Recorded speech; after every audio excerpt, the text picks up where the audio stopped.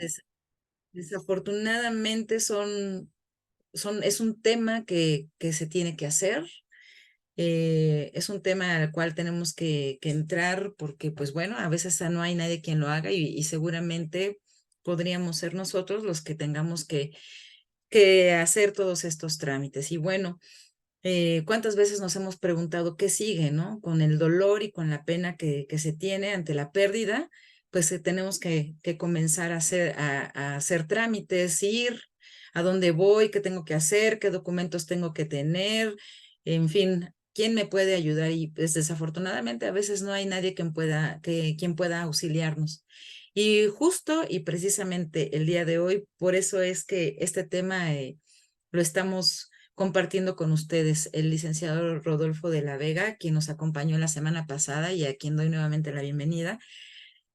Tuvo a bien apoyarnos con este tema y pues en algún momento uno de mis pacientes me preguntó, pues con todo y la edad que tengo, ya una persona de 40 años aproximadamente, así como nosotros, si llego a necesitar o llegan mis padres a fallecer, ¿qué es lo que voy a hacer? No tengo idea de lo que sigue, a dónde me dirijo, qué papeles necesito. Entonces, pues esta es la razón por la cual programamos. Es importante saber qué podemos hacer. Y pues bueno, el licenciado Rodolfo nos va a auxiliar, nos va a apoyar diciéndonos qué sucede ante diversos escenarios, como puede ser un accidente, como puede ser quizá una muerte violenta o simplemente y que así sea una defunción quizá por enfermedad o quizá por muerte ya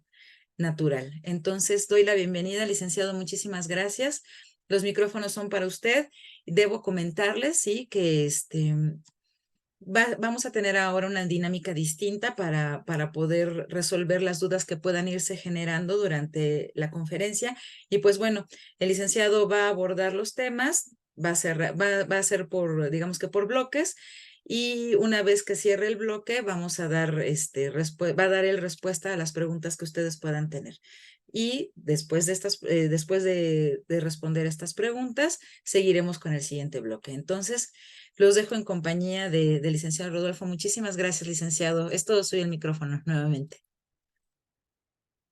Muchas gracias, doctora.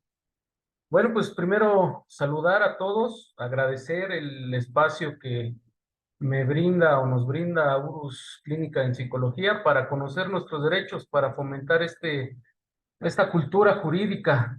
Eh, Debemos de recordar que es necesario para todos nosotros conocer nuestros derechos para poder ejercerlos, para preservar nuestra dignidad humana, nuestro patrimonio en muchas ocasiones.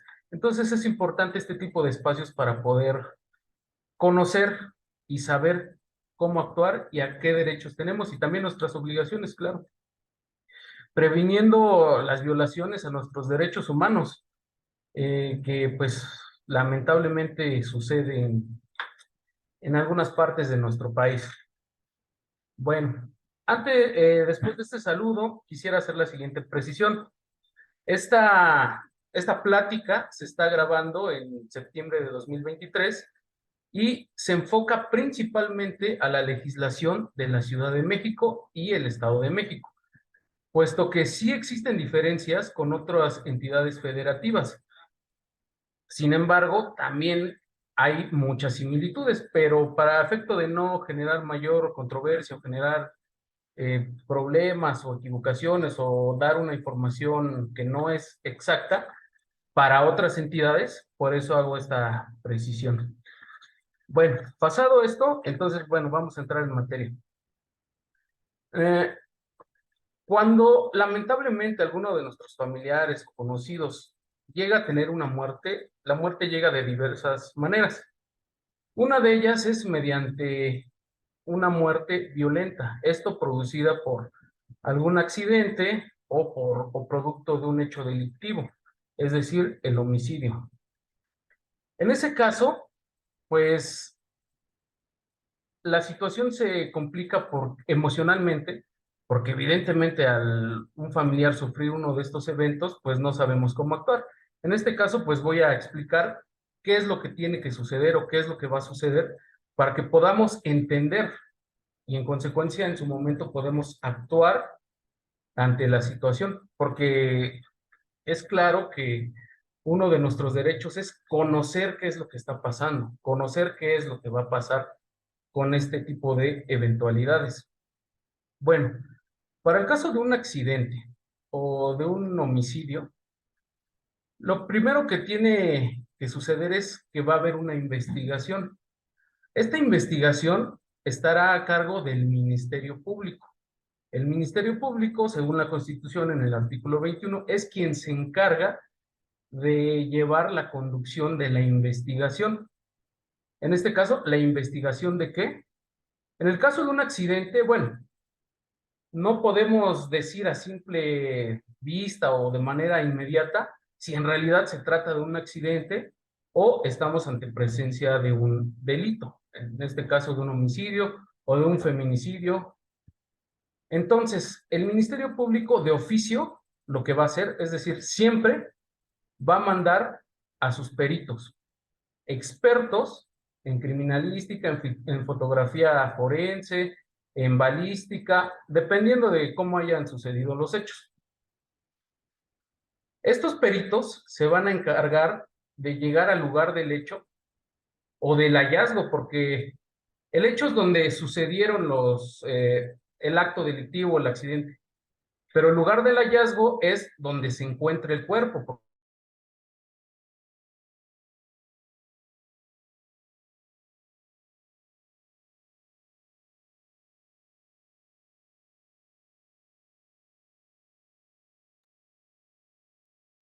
Parece que tuvo problemas con su conectividad.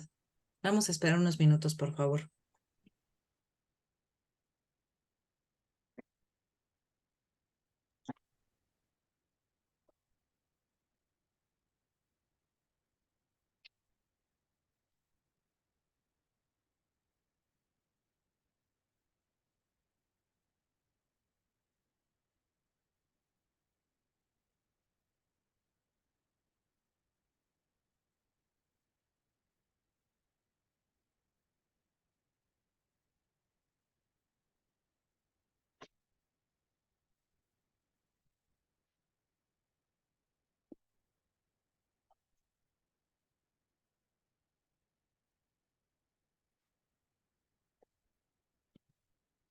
Tuvo falla eléctrica, ya se está conectando. Un momentito, por favor.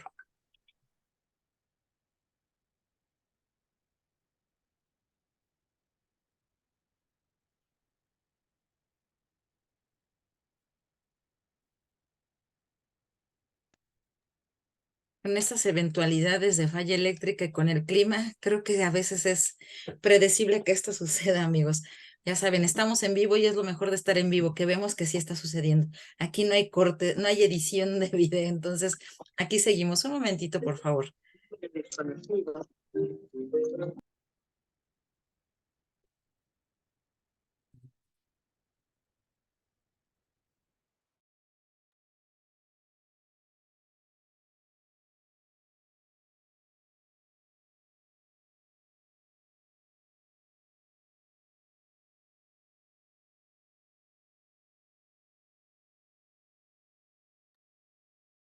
Mientras tanto, voy a aprovechar en lo que en lo que se conecta nuevamente el licenciado. Quiero comentarles, amigos, que nuestras sesiones, nuestras dos siguientes sesiones van a estar muy interesantes porque van a acompañarnos dos integrantes, dos psicólogas que trabajan en el Hospital Psiquiátrico de Tepexpan. Entonces, las siguientes sesiones vamos a hablar acerca de las emergencias, las urgencias psiquiátricas. ¿En qué momento a cualquiera de nosotros puede acudir al hospital psiquiátrico a solicitar ayuda, a solicitar revisión por parte de alguna, que nosotros detectemos alguna urgencia médica? Y la siguiente sesión, la del 27, va a ser sobre suicidio, ansiedad, depresión y en qué momento es que una persona, cualquiera como nosotros quizá, con ciertas características, no podemos entrar en una crisis seguramente, o tenemos ya quizá o se tenga este padecimiento de ya, ahorita se me fue, perdón, el concepto como se denomina, pero bueno, ya cuando estamos, ya cuando se padece la enfermedad, ¿cómo es que se ingresa al psiquiátrico? ¿Cuáles son eh, las condiciones en las que llega un paciente, el cual requiere atención psiquiátrica ya, internamiento, y qué es lo que se tiene que hacer? ¿Cuáles son los motivos por los cuales podría estar la persona ingresando, y sobre todo cuáles son los tipos de tratamiento, qué es lo que ellas como especialistas notan en un paciente que tiene estas enfermedades, estos trastornos? Entonces, bueno, van a estar bastante interesantes. Ojalá que puedan acompañarnos. Ya saben ustedes que son con el mismo usuario y la misma contraseña. Y bueno, vamos a estar teniendo una programación bastante interesante. Lo que nosotros pretendemos y queremos con ustedes es justamente que puedan estar informados de diversos temas, porque a veces a lo mejor nosotros no los utilizamos, pero sí es necesaria la información, porque seguramente conocemos quizá a alguien que pueda necesitar esta información y nosotros los podemos orientar. La programación, como les decía, para el siguiente mes de octubre va a ser sobre estimulación temprana. Y va a ser un tema muy interesante porque, pues, ¿cuántos de nosotros durante mucho tiempo nos preguntamos cuáles serían todos los estímulos que necesitamos para desarrollarnos óptimamente como seres humanos? Y entonces nuestra especialista, quien va a ser la licenciada Beatriz, ay, ahorita, perdón, olvidé su apellido. Hilda, ¿cómo se apellida la licenciada Beatriz? Bueno, dice No, Hilda, tampoco ahorita me se acordé. nos va de pronto la información. Valadez, ¿Perdón? Beatriz Valadez. Vale, bueno, ella va a estar acompañándonos durante un mes en las 4 sesiones, nos va a estar apoyando justamente con esto que es la estimulación. ¿Qué necesita un ser vivo para poderse desarrollar cognitiva, motriz, este, efectivamente? Yo creo que muchos de nosotros nos hemos preguntado, ¿por qué? ¿Cómo es que aprendemos? ¿No? ¿Cómo es que yo puedo, qué es lo que tengo que hacer para poder hacer que mi hijo, pues sobre todo los niños, se desarrolle de una manera óptima? Y cómo quizá como adulto puedo seguir aprendiendo, puedo seguir desarrollando y quizá habilitando todas esas características que como ser humano en algún momento no pude desarrollar óptimamente. Entonces, ella nos va a estar apoyando con estas conferencias, van a estar también muy interesantes.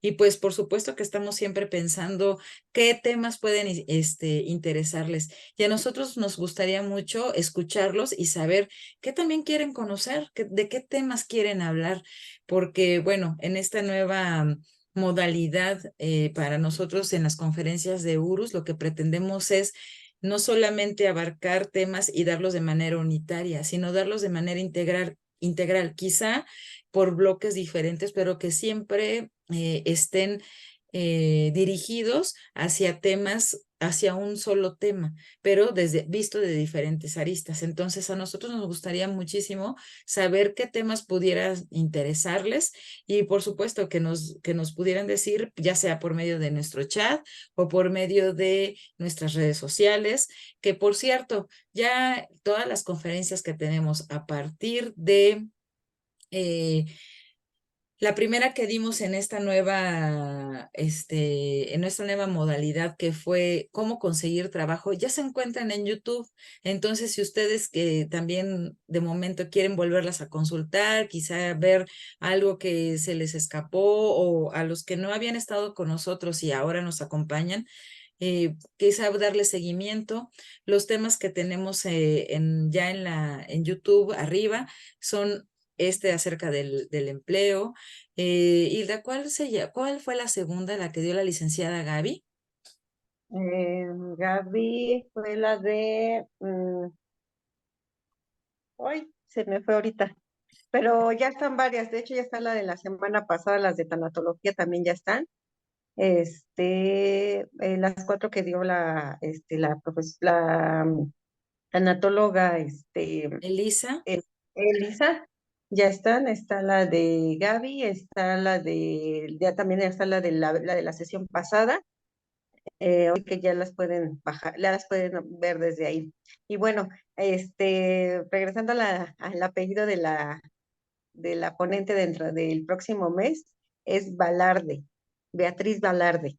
Ella es la que nos va a estar compartiendo lo de estimulación temprana. Y sumando un poquito a la información que decías acerca de los dos temas que vamos a ver las siguientes 2 sesiones, las personas que nos van a acompañar son con enfoque psiquiátrico. Entonces nos van a hablar un poquito de todo el enfoque psiquiátrico, desde el ingreso, el consumo de medicamentos y cómo se ve desde el enfoque psiquiátrico todo lo que es referente a las emergencias y obviamente también parte de lo que es el estar dentro de estas instituciones. Eso es lo que nos van a aportar ellas. muchas gracias, Silvia, te agradezco mucho. Ya está casi entrando el licenciado Rodolfo, ya está aquí con nosotros, ya recuperó su conectividad. Ya nos estábamos espantando. Pensamos que ya no iba a ingresar, ya se había arrepentido. El tema es suerte. Gracias, licenciado. Ya estamos con usted nuevamente. Muchas gracias, disculpen, hubo una interrupción eléctrica aquí en la oficina y se cortó. Pero bueno, continuamos. Gracias. Bueno, nos habíamos quedado en que cuando sucede un evento de este tipo, ya sea un accidente o un homicidio, quien va a tener la conducción de la investigación es el Ministerio Público. Entonces, el Ministerio Público, bueno, primero se van a presentar, lo más usual son los policías, los primeros respondientes, es decir, las personas que reportan al número de emergencias o los simples policías que al ver el suceso llegan, son los primeros respondientes. Ellos le van a informar a sus superiores y en este caso al Ministerio Público de lo que acaban de encontrar, es decir, un cadáver o un accidente. El Ministerio Público tendrá que ordenar a sus peritos, es decir, a sus expertos en fotografía, en balística, en médicos forenses, para que den cuenta de lo acontecido. Estas personas tienen que acordonar el área, resguardarla, para poder hacer la investigación correspondiente, para poder deslindar responsabilidades, para saber si nos encontramos ante un accidente o nos encontramos ante un hecho que la ley señala como delito. Bueno, estas personas van a hacer su trabajo y van a documentar por escrito y por medios electrónicos su hallazgo. Con esos documentos se va a iniciar otro documento que se llama la carpeta de investigación. Esta carpeta de investigación la abre el Ministerio Público, ya sea por el delito de homicidio o cualquier otro feminicidio que pudiera considerarse que estamos en presencia. En esa carpeta de investigación se van a ir juntando todos los documentos relativos a esa investigación.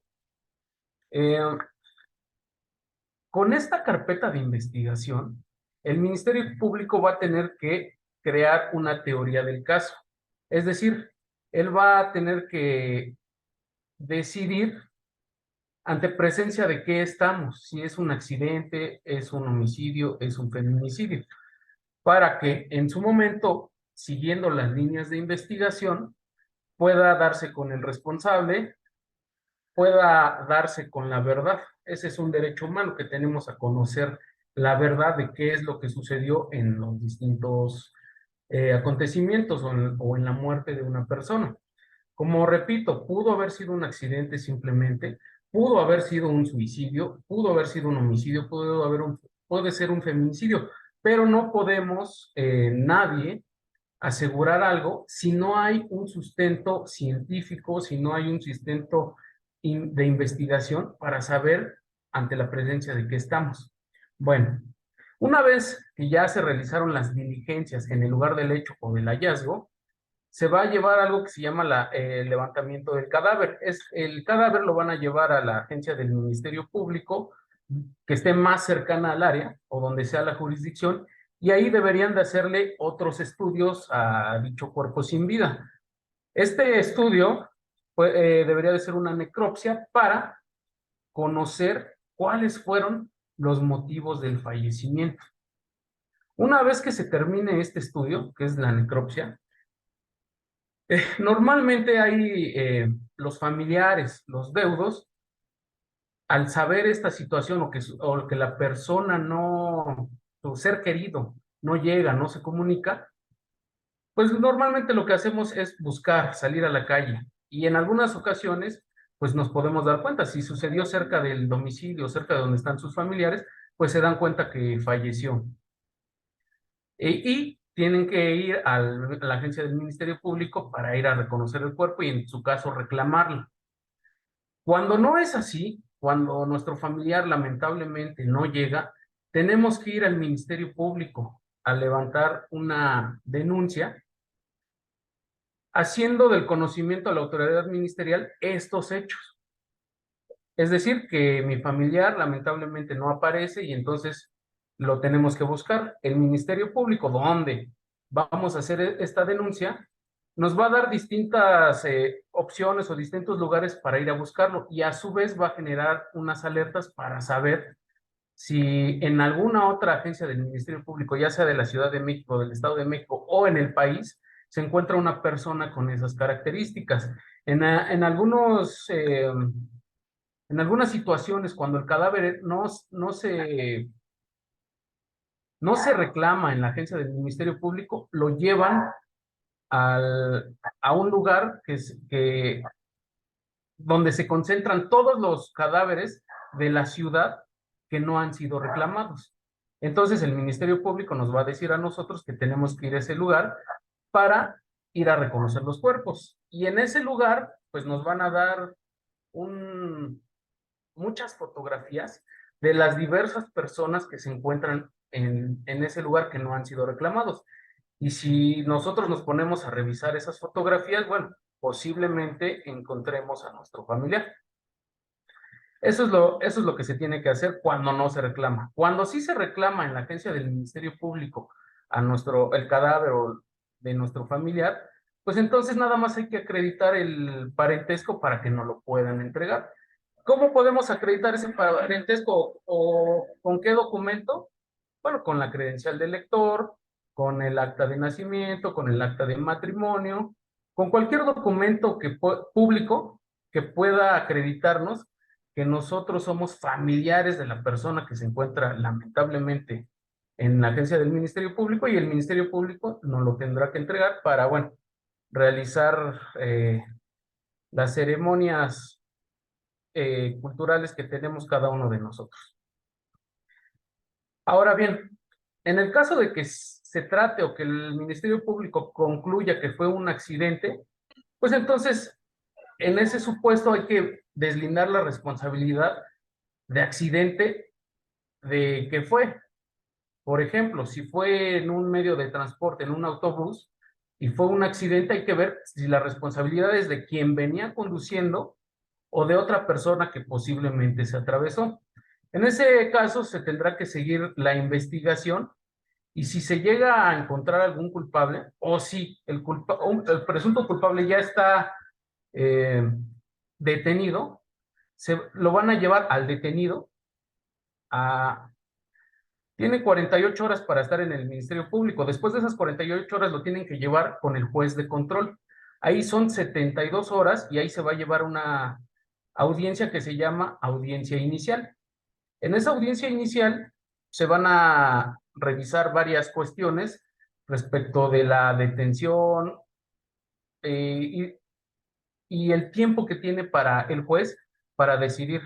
Estas horas se pueden duplicar a 144 horas a petición del imputado. Este imputado puede presentar datos de prueba para acreditar que él, pues para acreditar su inocencia o para acreditar que él no estaba en todo caso en el lugar de los hechos. Después de esta audiencia inicial, si es que es vinculado a proceso, se va a llevar a otra etapa que es la etapa intermedia. Estamos hablando en este momento de una situación que se llama el procedimiento penal acusatorio y oral. Se lleva una audiencia intermedia donde se depuran pruebas. Lo estoy diciendo muy rápido a manera de, esta plática no es para acreditar o para enseñar el juicio penal, sino simplemente para tener un bosquejo muy general de cómo es un juicio penal. Bueno, se lleva una audiencia intermedia y posteriormente ya se lleva a un juicio. En ese juicio se desahogan pruebas y el juez penal ya decidirá si es culpable o es inocente. Esto para el caso del imputado o del culpable.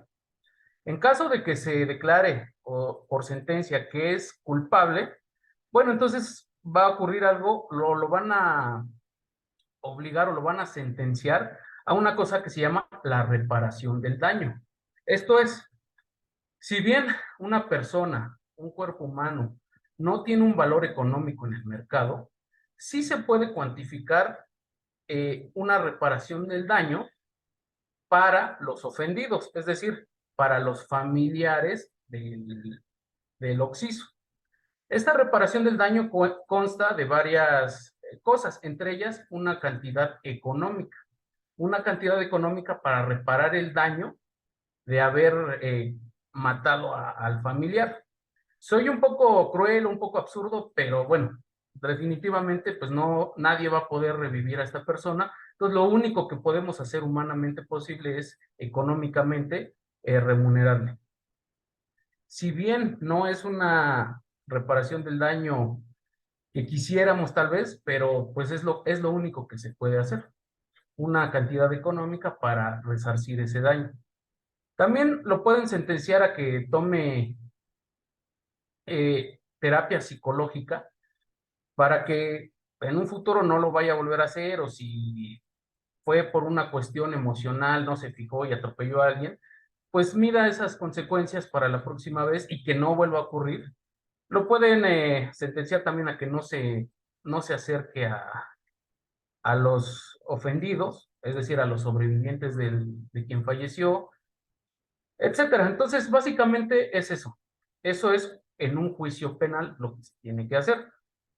No sé si terminamos la primera parte. Si hay alguna pregunta que quisieran hacer, es el momento de realizarse porque vamos a continuar con la siguiente etapa. No sé si hay algunas preguntas o continuamos. Parece que no, licenciado, no hay ninguna pregunta. Hasta el momento no. Gracias. Muy bien. Bueno, entonces ahora vamos a continuar. ¿Qué es lo que se tiene que hacer cuando ya falleció una persona en materia familiar? Es decir, la persona que falleció, por el motivo que haya sido, en todos los casos se tiene que abrir un proceso que se llama juicio sucesorio. ¿Esto qué es? Es un procedimiento que se lleva ante el juez de lo familiar para que los bienes del fallecido, o como en materia familiar se le conoce el de cuyos, es decir, es una expresión en latín que significa de cuya sucesión se trata, se va a repartir los bienes a quien tenga derecho a heredarlos. Este procedimiento no es una demanda, es una denuncia. Es decir, cualquier persona que se crea con derecho a heredar, o cualquier persona que pudo haber tenido una deuda con el fallecido, puede y debe ir con el juez de lo familiar a hacer la denuncia del fallecimiento. Es decir, va una persona a avisarle al juez familiar respecto de que falleció tal persona. ¿Cómo lo tiene que acreditar? Con el acta de defunción. Esto lo que va a ocasionar es que se va a abrir un procedimiento de juicio sucesorio, que hay dos tipos: el sucesorio testamentario o el intestamentario. El testamentario se abre cuando existe un testamento, y el intestamentario podría pensarse que solo se abre cuando no existe un testamento. Sin embargo, también se puede abrir, a pesar de que haya un testamento, si en ese testamento todos los bienes del fallecido no están contemplados en ese testamento, o ese testamento se declara nulo. ¿Cómo puede declararse nulo? Bueno, en algunas ocasiones, algunas personas llegan a suplantar o usurpar la identidad de la persona que supuestamente está haciendo ese testamento, pero en realidad es otra persona que lo hace con la intención de, pues, de quedarse con ciertos bienes o de nombrar a personas para darles ciertos bienes. Entonces, hay que tener mucho cuidado con esa parte de ver que ese testamento sí sea válido. Pero bueno, entonces tenemos estas dos partes, el testamentario o el intestamentario, que es ante el juez de control. Y hay una tercera opción que se puede hacer ante notario público. Pero para que pueda hacerse este procedimiento ante notario público deben de existir ciertas condiciones. ¿Cuáles son estas condiciones? Que todos los herederos estén de acuerdo, es decir, no haya controversia respecto de quiénes son los herederos y respecto de los bienes que se van a heredar. Es decir, todos deben de estar de acuerdo y todos deben de estar con notario público. En caso de que existiese alguna controversia o de que no quisieran llevarlo ante notario, entonces se tendría que hacer ante el juez de lo familiar. Bueno, esta denuncia del fallecimiento se tiene que hacer inmediatamente o lo más pronto posible al fallecimiento. ¿Por qué? Porque existen varias situaciones que pueden complicarse. Por ejemplo, muchas personas tienen o tenemos seguros de vida. Estos seguros de vida se hacen ante una compañía que se llama aseguradora. Normalmente se pide que cuando uno contrata un seguro de vida, se nombren beneficiarios. Entonces, estos beneficiarios, sin tener que ir ante un juez o sin tener que ir ante nadie más que ante la aseguradora, pueden reclamar el monto de ese seguro de vida. Aquí hay una situación. Muchas personas que tienen contratados seguros de vida no informan a sus familiares o no informan a sus beneficiarios que contrataron un seguro de vida. Entonces, el beneficiario es muy difícil que se entere de que puede acceder al pago de ese seguro de vida. Entonces, lo que se puede hacer en este caso es lo siguiente. Se tiene que ir a la Conducef y estando en la Conducef se solicita una búsqueda con el nombre y los demás datos del fallecido. CURP, RFC, último domicilio, nombre o nombres, porque a veces hay personas que manejan diversos nombres por cuestiones pues de errores cuando lo registraron o errores en el INE, etc. Se va a hacer una búsqueda ante la Conducef preguntándole, mira, yo soy familiar de esta persona que ya falleció. Quiero saber si él tenía seguros de vida. Entonces, hazme esta búsqueda para que me digas de todas las aseguradoras en el país, si existen datos que puedan decirme si esta persona tiene un seguro de vida. Y en caso de que tenga un seguro de vida, infórmame quiénes son sus beneficiarios. Entonces, se va a hacer una búsqueda muy completa y la Conducef nos va a informar, mira, fíjate que no encontré en todas estas aseguradoras que haya un seguro de vida. Ahí queda. Pero si sí hay un seguro de vida, él nos va a informar, la Conducef, nos va a informar qué aseguradora tiene ese contrato. Y nos va a informar quiénes son los beneficiarios. En todo caso, si nosotros somos beneficiarios, no nos va a quedar de otra más que ir con la aseguradora y solicitarle ese pago. Ahora bien, respecto de las cuentas bancarias, aquí es donde sobresale por qué es que tenemos que hacer la denuncia de la sucesión. Porque muchas veces las personas, más que nada las personas mayores, prestan su tarjeta de débito con el NIP para que les hagan favor de ir a recoger su dinero o ir a retirar del banco. Una vez que falleció la persona, nadie tiene ya autorización para poder sacar ese dinero. Sin embargo, como tienen en su poder las tarjetas de débito o con el NIP, pues muchas veces lo que hacen es vaciar esas cuentas.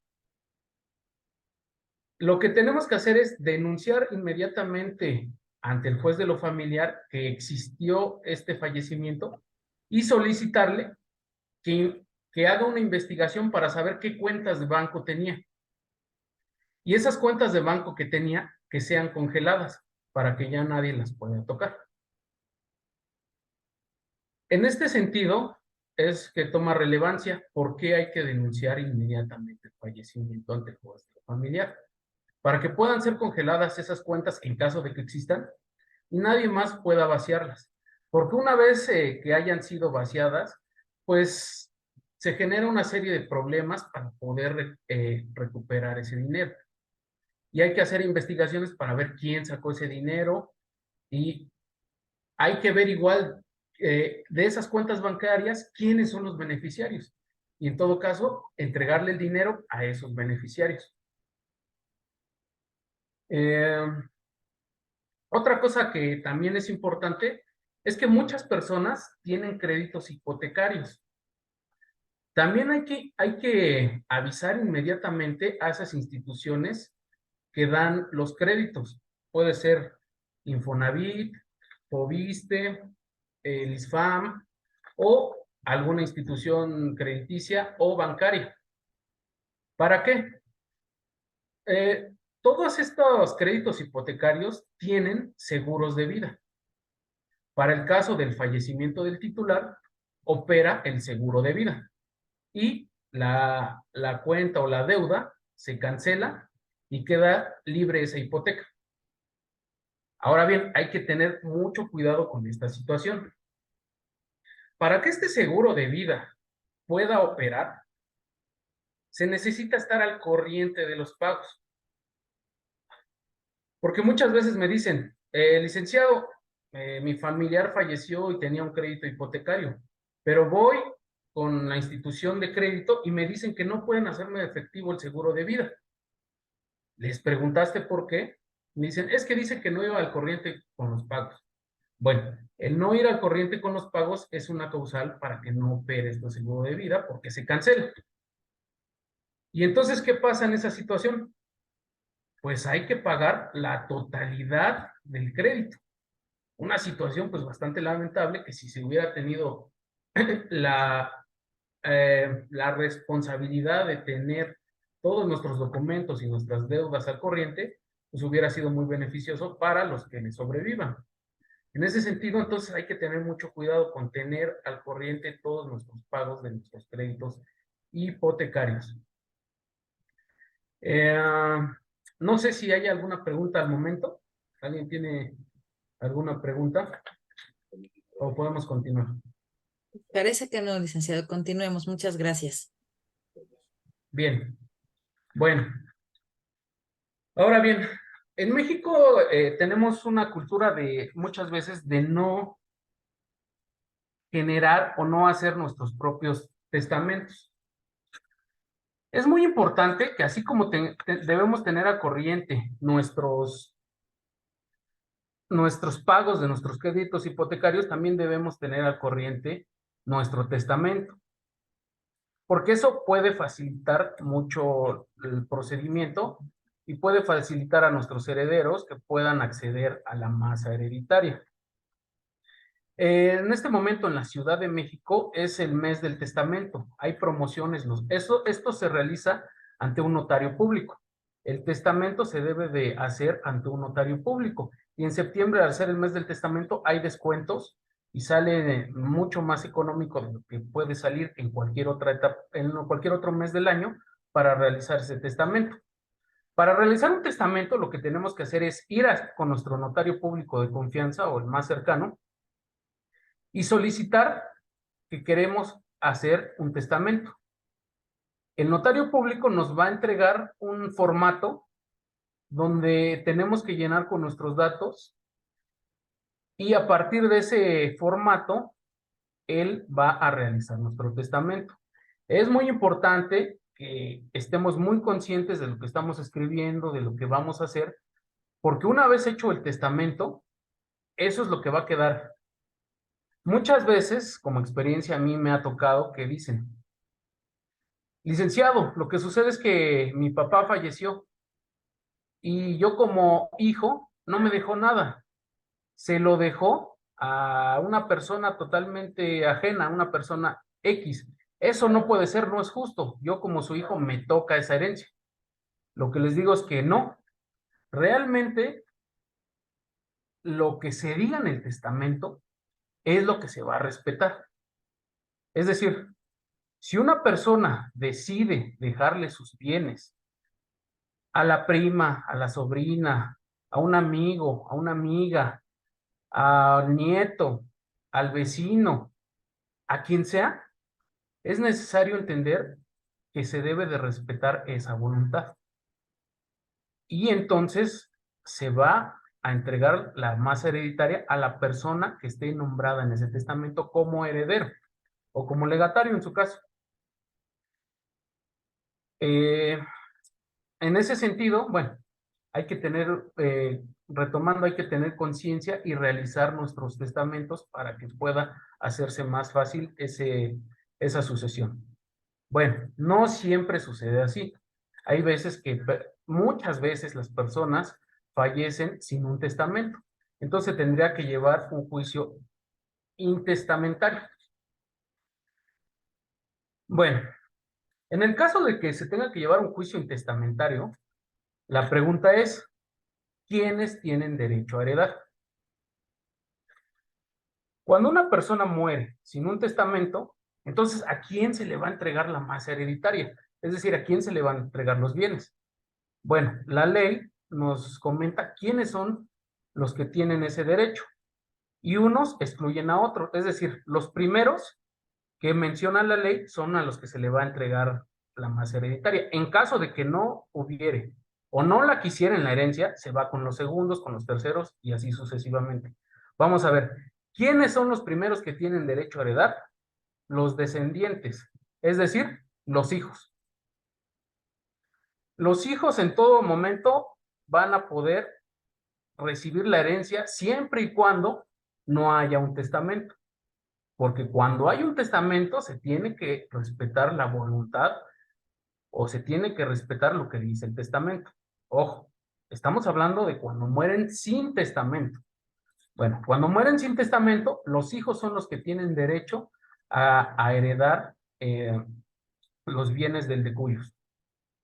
Pero también, ¿quién tiene ese derecho? La o el cónyuge, es decir, el esposo. Entonces, estos dos son los primeros que van a recibir la herencia cuando no haya testamento. Pero resulta que no hay hijos, la persona no tuvo hijos, pero sí se casó, entonces tiene un cónyuge, va al cónyuge.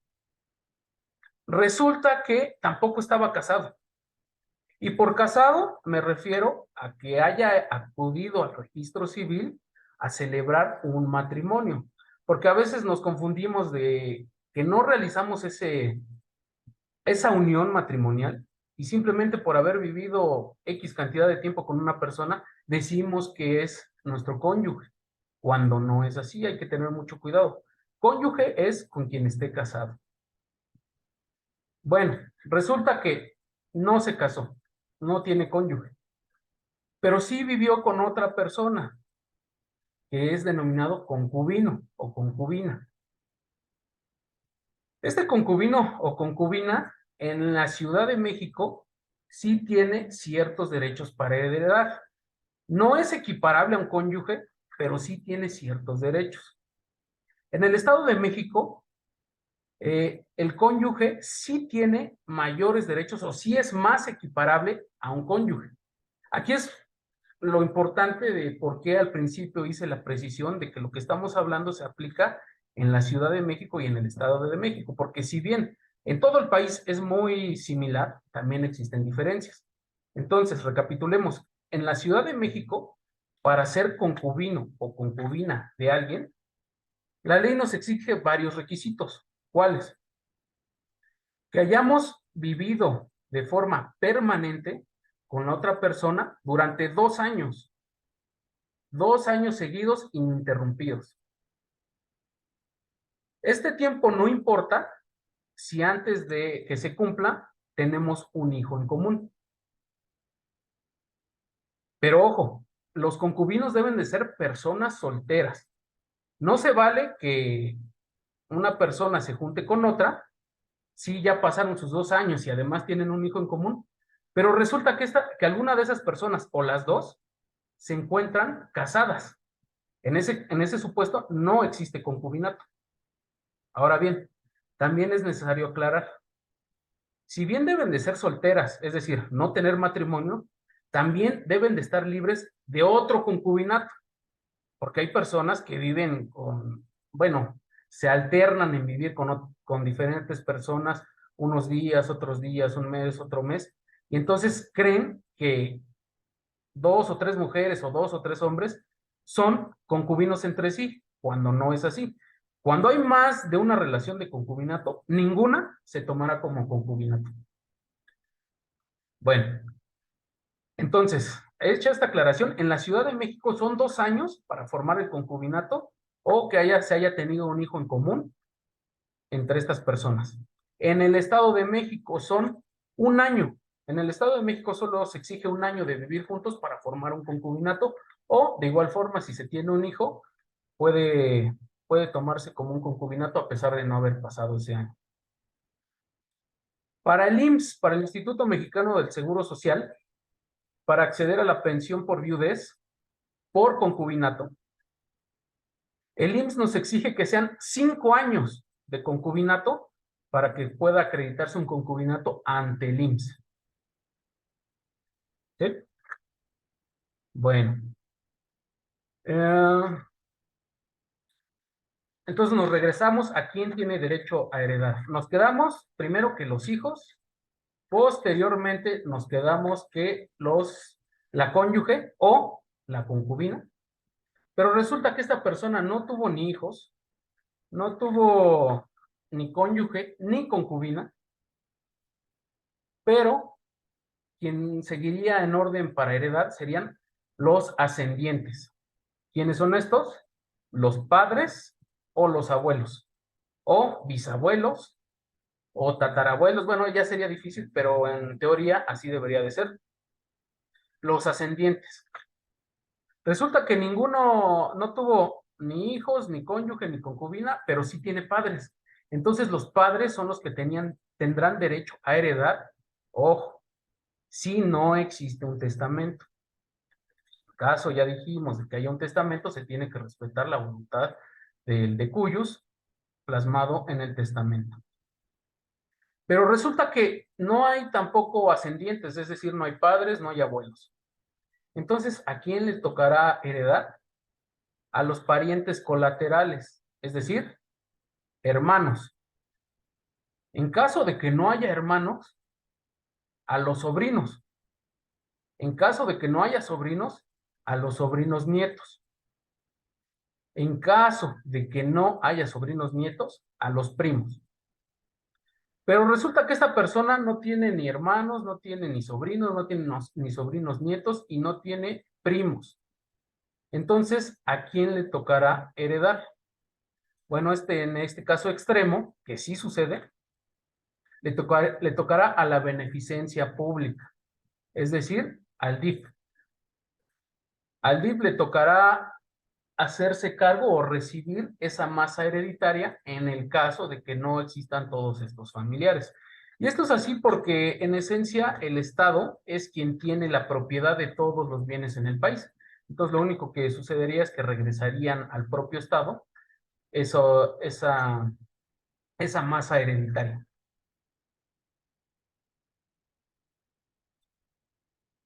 Bueno, entonces esas son las reglas para heredar.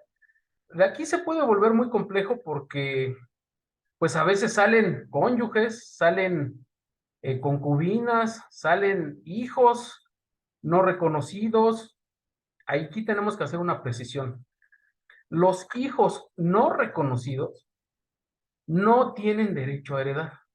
Por más de que todo mundo diga que, o que todo mundo sepa que fulanito es hijo de cuyos o hijo de quien falleció, si no está acreditado o si no fue reconocido este hijo por el de cuyos en vida, no tiene derecho a heredar. Por eso también es bien importante que las personas, en caso de que sean niños los hijos no reconocidos, la madre o el padre que no quiera reconocer, que no haya sido reconocido por su padre o madre, tiene que iniciar un procedimiento de reconocimiento de paternidad para evitar este tipo de situaciones en un futuro, que no podemos saber si es en un futuro cercano o lejano. Entonces, no hay excusa para decir que sí es su hijo, pero no está reconocido. En ese caso, no tiene derecho a heredar, lo siento mucho, pero es así, no tiene derecho a heredar. Bueno, vamos a platicar una situación también de por qué un testamento podría no tener efectos y tendría que hacerse la sucesión por intestamentario. Muchas veces las personas que hacen su testamento dejan a sus hijos, un ejemplo, pero resulta que lamentablemente en algún viaje familiar o en algún viaje cualquiera, fallece el papá, la mamá y los hijos. En ese caso, cuando hagamos nuestro testamento, es muy importante hacer herederos sustitutos, es decir, poner herederos sustitutos para el caso de que los herederos que hayamos nombrado no puedan heredar. ¿Por qué? Porque ya también fallecieron. Entonces entraría el heredero sustituto. Es bien importante poner al heredero sustituto para el caso de que el heredero principal no pueda acceder a esa herencia. Hay que tener mucho cuidado. Muchas veces los notarios no hacen mucho hincapié en eso, porque bueno, entendemos su carga de trabajo, pero es nuestra obligación preguntarle y decirle, oiga, ¿qué pasa en caso de que mi heredero no pueda acceder a la herencia porque también haya fallecido? Entonces tendría que entrar el heredero sustituto. Muy importante con eso, mucho hay que recordar siempre poner los herederos sustitutos. Porque de otra forma entonces nos tendríamos que ir a las reglas del derecho a heredar cuando no exista testamento, a pesar de que sí haya existido un testamento. Ahora bien, hay una cuestión en estos casos de cuando en un evento fallecen diversas personas, tenemos que tener en cuenta que a veces hay que tener en cuenta quién fallece primero. Es decir, aunque sea por un minuto de diferencia o segundos de diferencia, horas de diferencia o días de diferencia, quién fallece primero, para poder estar con la claridad de quién va a ser el que tenga el mejor derecho a heredar. Es decir, puede ser que lamentablemente en un viaje iban la mamá y el hijo, pero resulta que quien fallece primero es el hijo en el lugar del accidente. La mamá todavía la alcanzan a llevar al hospital y días después también fallece la mamá. En ese sentido, quien tiene derecho a heredar los bienes del hijo todavía sería la mamá, a pesar de que ya esté muerta. Ahorita vamos a ver esta parte. Bueno, hasta aquí hay alguna pregunta antes de continuar para no ir retrasando las preguntas. Sí, hay dos, licenciado. A ver. Una con referencia a los testamentos. Nos dice nuestro amigo, ¿se puede, o amiga, se puede solicitar un testamento en la Ciudad de México, aunque los inmuebles estén en otra entidad? Es muy buena pregunta. Miren, realizar un testamento es una tarea ardua, es compleja, hay que hacerse de manera muy pensada. A veces emocionalmente también no tenemos tanta fuerza para hacerlo, sin embargo, tenemos que hacerlo. En el testamento se tienen que nombrar todos los bienes que se tengan, porque también esa es otra causa para que se abra un intestado a pesar de que haya testamento. Es decir, Si el autor del testamento no pone todos los bienes que le pertenecen, ese testamento no podría usarse y tendría que abrirse una sucesión intestamentaria respecto de los bienes que no hayan sido puestos en ese testamento. Es decir, tenemos la obligación de poner todos y cada uno de los bienes o de las posesiones que tenemos en ese testamento. No importa que esos bienes se encuentren en otra entidad federativa, es decir, otro estado de la República, o incluso en otro país. Se tienen que poner todos esos bienes. Incluso se pueden poner bienes que aún no tenemos. Es decir, Ok. pues a lo mejor yo pienso en algunos años comprar un inmueble, una casa. Sin embargo, al momento de hacer mi testamento, todavía no concreto esa negociación, esa compraventa. Puedo poner una cláusula en el testamento donde diga, y también todos los bienes futuros que llegue a tener, también mis herederos de esos bienes futuros, que no sé si los vaya a tener, pero si los llego a tener, mis herederos van a ser estas personas. Pero además voy a nombrar herederos sustitutos. No sé si quedó claro o si hay otra pregunta. Nuestro amigo también nos dice, gracias, no sé si quedó claro, a mí, nuestro amigo, muchas gracias. Y de su segunda pregunta es, si me casé por bienes mancomunados y uno fallece, pero dejó mediante testamento mis bienes a mis hijos y hermanos, ¿tiene validez el testamento? Bien, debemos tener en cuenta que esta materia familiar de sucesiones es de las materias más complejas que puede haber en materia familiar. A ver, nuestro amigo o amiga nos dice que se casó por bienes mancomunados. Así es como coloquialmente se le llama a algo que técnicamente se le llama sociedad conyugal. Esta sociedad conyugal nos dice que los bienes que yo llegue a adquirir también van a pasar a ser parte, no míos, sino de algo que se denomina sociedad conyugal. Es una cuestión un poco compleja de expresar, pero en realidad, cuando voy a hacer un símil un poco burdo, pero cuando una persona o un grupo de personas crean una sociedad mercantil, ojo, sociedad mercantil, es decir, lo que todos conocemos como una empresa. Esa sociedad mercantil es una empresa, es una persona moral, es decir, es otro ente diferente a nosotros como humanos. Nosotros somos seres humanos que somos personas físicas. Pero al crear una sociedad mercantil, estamos creando otra entidad denominada persona moral. Es decir, esta otra persona moral va a tener un nombre, va a tener una fecha de nacimiento o algo un similar a un acta de nacimiento, va a tener patrimonio propio. Es decir, cuando yo formo una empresa con otros socios, lo que haga esa empresa, lo que tenga en sus bienes y lo que tenga de ganancias, no van a ser de los socios en estricto sentido. Va a ser de la persona moral, es decir, va a ser de la empresa. Vamos a poner un ejemplo. Una empresa denominada Televisa.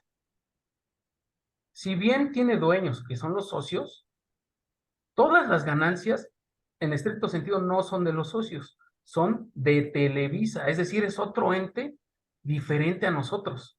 Tiene su propio nombre, sus propios bienes. Es más, cuando una empresa moral, una persona moral, perdón, una empresa tiene un vehículo, la tarjeta de circulación no dice que está a nombre de los socios. La tarjeta de circulación dice que está a nombre de Televisa S.A.D.C.B. o Televisa Sociedad SAP, Sociedad Anónima Bursátil SAP. Bueno, cuando nosotros nos casamos y formamos un matrimonio, esos bienes no van a ser de nosotros, es decir, no van a ser del cónyuge varón o del cónyuge femenino. O en el caso de que también se pueden formar matrimonios en la Ciudad de México por personas del mismo sexo, no van a los bienes no van a ser de esas personas, no van a ser del marido, no van a ser de la mujer, no van a ser del varón, no van a ser de la fémina, van a ser de la sociedad conyugal. En ese sentido, cada una de las partes va a tener el 50% de propiedad. Vamos a hacerlo más claro. Un matrimonio adquiere una casa, pues esa casa va a ser de la sociedad conyugal. Y esa sociedad conyugal le pertenece 50% al varón y 50% a la mujer en caso de que sea un matrimonio de hombre y de mujer.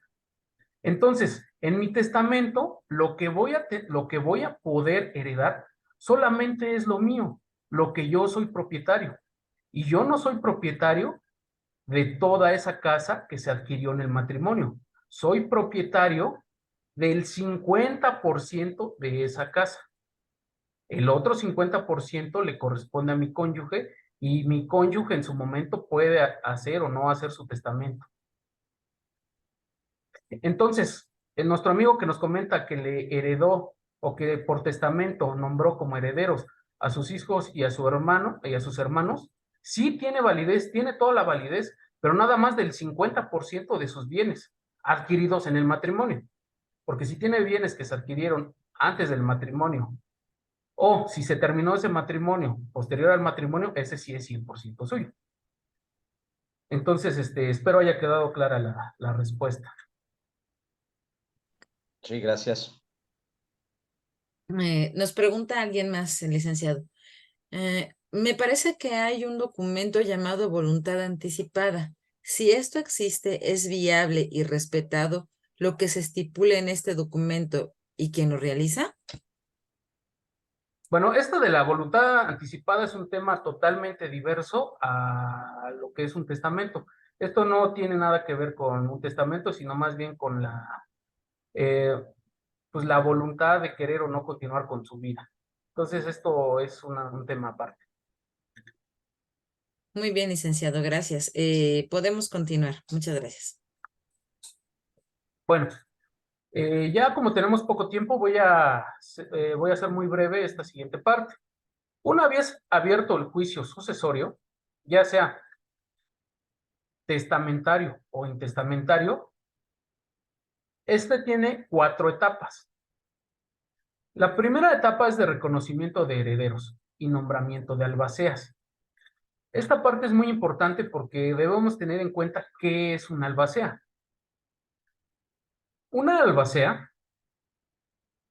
va a ser la persona física, es decir, el ser humano, que nombró por testamento el autor de la sucesión y que va a continuar representando a quien ya murió aquí en este país o en esta vida.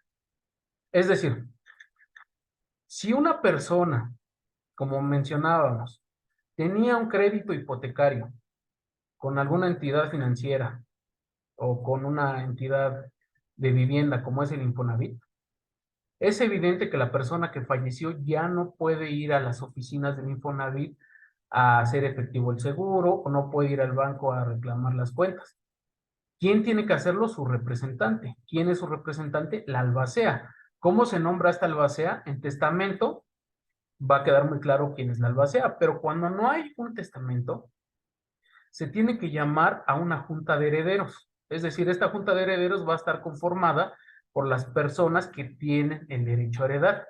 Si es una persona que tiene derecho a heredar, es decir, un hijo, pues él va a ser el heredero universal y va a fungir como albacea. Pero en el caso de que sean 5 hijos y una cónyuge, son 6 personas. Entonces se tiene que hacer una junta y se tiene que decidir por votos quién va a ser la albacea. En esa misma audiencia, nombrada la albacea, también se va a nombrar a los herederos. Una vez nombrados los herederos y la albacea, se termina esta primera sección o esta primera etapa del juicio sucesorio, ya sea testamentario o intestamentario. Y se comienza con la segunda etapa, que es de inventario y avalúo. La albacea va a tener la responsabilidad de realizar una lista con todos los bienes que tenga o que haya tenido el de cuyos. En ese inventario se va a nombrar todo, absolutamente lo que le perteneció al autor de la sucesión. Inmuebles, muebles, joyas, acciones, documentos importantes. Una vez hecho esa lista, se tiene que hacer un avalúo, es decir, con un perito evaluador experto en bienes inmuebles o bienes muebles, para saber cuánto cuesta cada uno de los bienes. Terminado ese inventario y avalúo, se abre la tercera sección, que es de administración. La albacea tiene que rendir cuentas y tiene que demostrarle al juez que ya ninguno de esos bienes, muebles o inmuebles, tiene deudas, es decir, tiene hipotecas, tiene créditos pendientes. Terminada esa sección, se abre la cuarta, y que es de adjudicación. Ahí se hace un proyecto de partición que lo hace la albacea, porque muchas veces un inmueble o dos inmuebles se lo deja a 3 hijos. Pero como en la práctica es difícil que 3 hijos habiten 2 casas, o sea, sería más fácil que haya dejado una casa a uno y otra casa a otro. Y el tercero entonces se va a quedar con la mitad de una y un cachito del otro. Entonces esa parte es complicado. Ahí se tiene que hacer un proyecto de partición para decidir qué bienes le van a tocar a qué herederos. A pesar de que no haya sido exactamente como lo haya designado el testador, es decir, a lo mejor una casa es mucho más grande que la otra, entonces a lo mejor la casa más pequeña le toca a uno de los herederos y la casa más grande a los otros dos. Ahí se tendría que ver con el avalúo si es equitativo esa repartición, es decir, si una casa vale 100 y la otra vale 200, si un inmueble le toca a uno, pues va a quedar con 100, y si el otro inmueble le toca a los dos, pero vale 200, entonces estarían recibiendo una parte equitativa. Y ahí pues no habría mayor problema, pero el problema es cuando pues no es tan equitativa esa repartición, pero es conveniente y los herederos aceptan, pues entonces se tiene que hacer de esa manera. Posterior a eso, el juez tendría que mandar con el notario de la elección de los herederos para que ya haga las escrituras correspondientes. Ese es básicamente, muy básicamente, cómo es el procedimiento de sucesión. No sé si hay alguna otra duda respecto a esto. Parece que no, licenciado. ¿Alguna duda, amigos? ¿Algo que quieran preguntar sobre este tema? Yo sé que es un tema bien complejo. Muchas veces, bueno, no, aquí no pude tocar con total extensión de todos los supuestos que pueden darse, porque son cuestiones tan complejas que a veces son tan impensable lo que pudiera suceder, que bueno, es difícil abarcar en tan poco tiempo, y más con las fallas eléctricas que tuvimos de esta situación, pero si alguien tiene alguna duda, podemos responderla con mucho gusto. A mí me surgió una duda, licenciado. Claro que sí. Gracias. Mencionaba usted que en el caso de que, bueno, el testamento se tiene que respetar tal y cual lo designó la persona. Y entonces, si llega, por ejemplo, si se queda fuera del testamento alguno de los hijos, que es regularmente lo que sucede, ¿no? Alguno de los hijos, y existe existe la impugnación, existe algo que pueda hacer, que se pueda hacer una repartición nueva, y que no tenga que ver con el testamento. Para el caso de que exista un testamento y alguna de las personas que tiene derecho a heredar no fue mencionada, sí se puede hacer una impugnación de testamento, y en todo caso se puede hacer inoficioso este testamento. ¿En qué casos puede suceder esto? Cuando se haya dejado fuera del testamento a los hijos menores de edad o discapacitados. Es decir, si una persona omite a su hijo que es menor de edad, por la razón que sea, ya sea porque no quiere dejarle nada a ese hijo menor de edad, o porque al momento de fallecer o al momento de haber hecho el testamento, la esposa apenas estaba embarazada y no le dio tiempo de hacer un nuevo testamento, entonces ahí procede hacer inoficioso el testamento para que sí se pueda incluir a este hijo menor de edad, o menor de edad o discapacitado que no haya sido incluido en el testamento.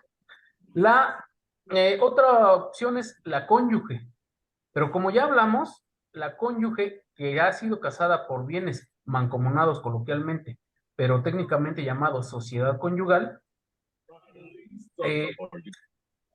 no tendría tanto sentido ponerla en el testamento porque ella también es dueña de esos mismos bienes, al ser dueña de esa misma sociedad conyugal, porque ella tiene el otro 50%. Sin embargo, se puede hacer, o sea, el testador le deja el 50% de él, se lo complementa a su cónyuge para formar el 100%, y entonces en ese momento la cónyuge o el cónyuge heredan la otra mitad de esos bienes adquiridos en el matrimonio, y entonces ya va a ser 100% dueña de esos bienes. Muchas gracias. Ahorita me surgió otra duda, pero antes le quiero leer la duda que nos manda nuestra amiga.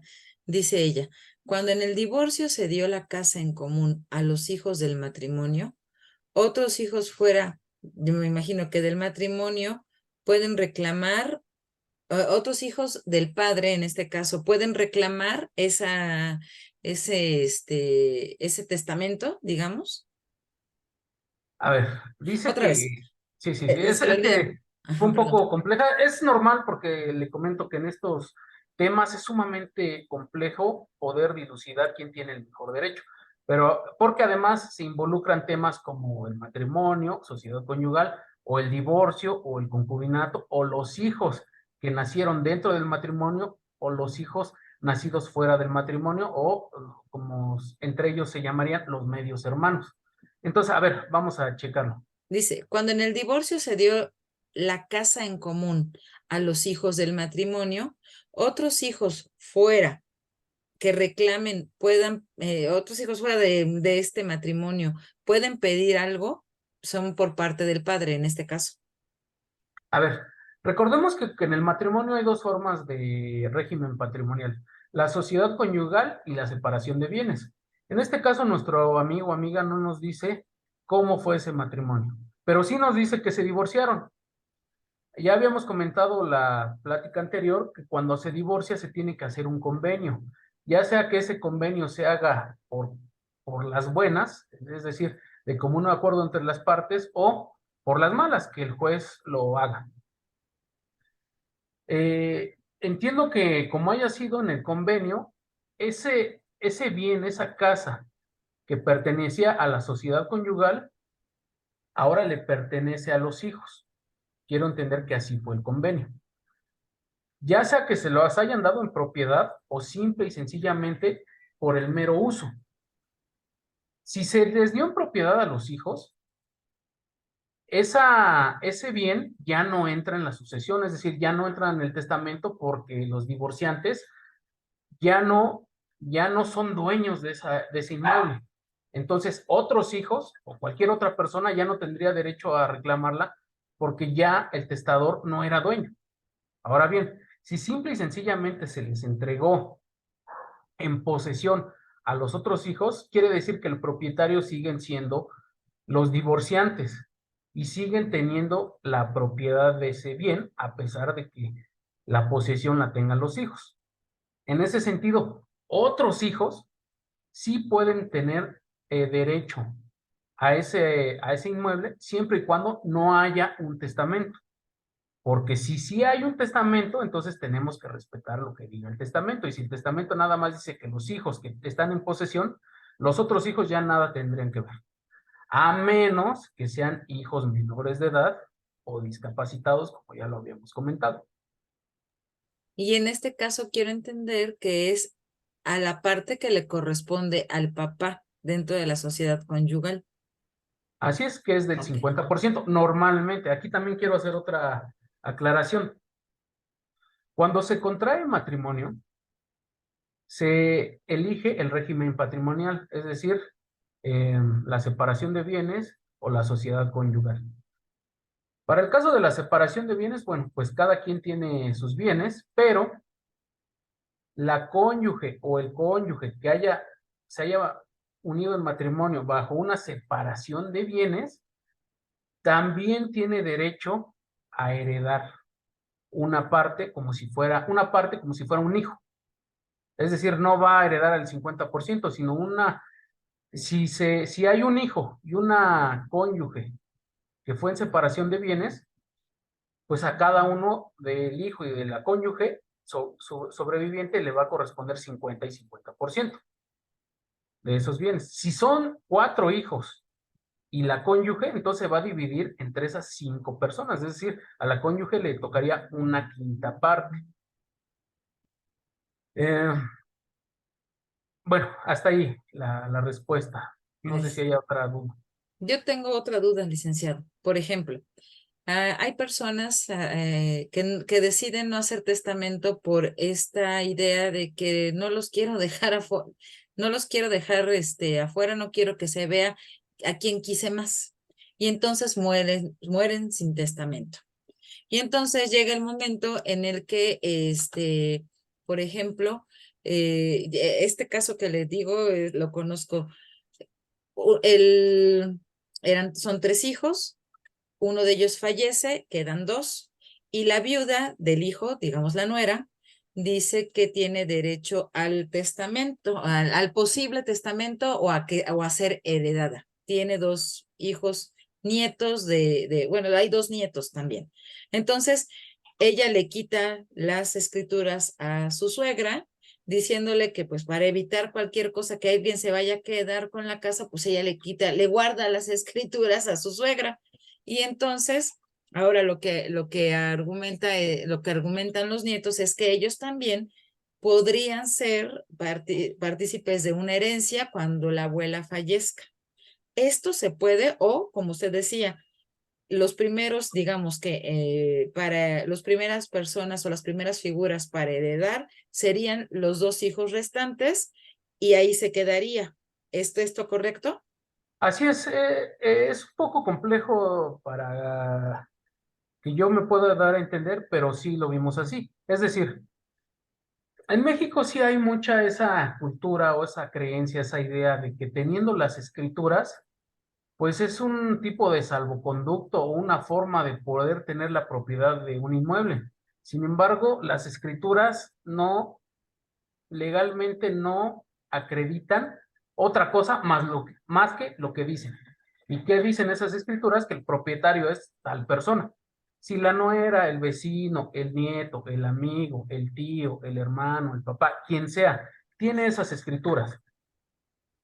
Eso no va a cambiar el hecho de que esas escrituras tengan un propietario, es decir, designen un propietario. Y el propietario va a ser quien diga las escrituras, no quien tenga las escrituras. Y en ese sentido, el hecho de que la nuera pueda tener esas escrituras no le acredita o no le da propiedad de absolutamente nada. El propietario sigue siendo el titular de esas escrituras. Y entonces tendríamos que irnos a las reglas para heredar. Y las vamos a repetir rápidamente. Los hijos. Los hijos son quien tienen la preferencia. La cónyuge. La cónyuge tiene la preferencia. No hay hijos. A la cónyuge al 100%. No hay cónyuge. Los ascendientes, los padres. No hay padres, los hermanos. No hay hermanos, los sobrinos. No hay sobrinos, los sobrinos nietos. No hay sobrinos nietos, los primos. No hay ninguno de estos, la beneficencia pública. Muy bien. Entonces, en ningún momento, en ningún lado, nos dicen estas reglas que la nuera tenga derecho a heredar. La nuera no tiene ningún derecho a heredar, a pesar de que tenga o no tenga las escrituras en su poder. Muchas gracias. Parece que ya no tenemos hasta el momento alguna otra pregunta. Si usted gusta continuar, muchas gracias. Muchas gracias. Bueno, ya por lo avanzado de la hora y lo avanzado para no cansar a nuestros escuchas, decido ya dejar por el momento este tema hasta aquí. Espero que haya sido claro. Pueden mandarnos sus dudas. En algún otro momento posiblemente podemos continuar este tema, pero se abarcó de manera general y muy ampliamente el tema, por lo cual considero que ya está agotado. Entonces le cedo la palabra para que pueda despedir esta transmisión. Gracias. Muchas gracias, licenciado. Claro que sí. Bueno, pues me voy a permitir dar su número telefónico para cualquier pues, duda o asesoría, por supuesto, para que usted pudiera ponerse de acuerdo en dado caso, si alguien requiere de sus servicios, con mucho gusto. El teléfono del licenciado Rodolfo de la Vega es el 55 74 00 19 65. Repito, 55 74 00 19 65. Entonces, cualquier servicio que ustedes requieran por parte del licenciado Rodolfo, pues él está a sus órdenes seguramente. Y pues bueno, amigos, muchísimas gracias. Este tema es bastante amplio. Creo que a veces ignoramos mucho porque esta cuestión de la legalidad es muy amplia, esta cuestión del derecho es bastante amplia y bueno, creo que también hay muchísimas anotaciones, vertientes, no sé cómo llamarle a ello, pero hay muchas cosas que se derivan, casos específicos, problemas específicos que dan lugar a otro tipo de tratamiento. Entonces, pues bueno, por lo mismo de la naturaleza de este tema tan amplio, pues es difícil de irnos específicamente a temas, ¿no? En este caso fueron generalidades y bueno, generalidades y también un poco de particularidades que creo que son las que más, de alguna manera, más suceden dentro de nuestra sociedad mexicana. Entonces, yo quiero agradecerle muchísimo al licenciado Rodolfo de la Vega por habernos acompañado.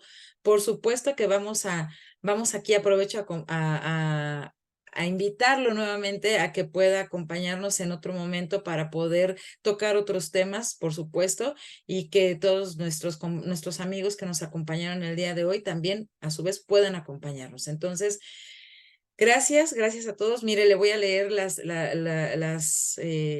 los comentarios que nos hacen nuestros visitantes que dicen gracias y excelente conferencia. Gracias, muy clara su intervención. La señora Pati Ríos dice gracias por la orientación acertada y pues por supuesto que fue muy claro porque lo vuelvo a repetir, este tema es complejo y a veces los términos nos revuelven mucho.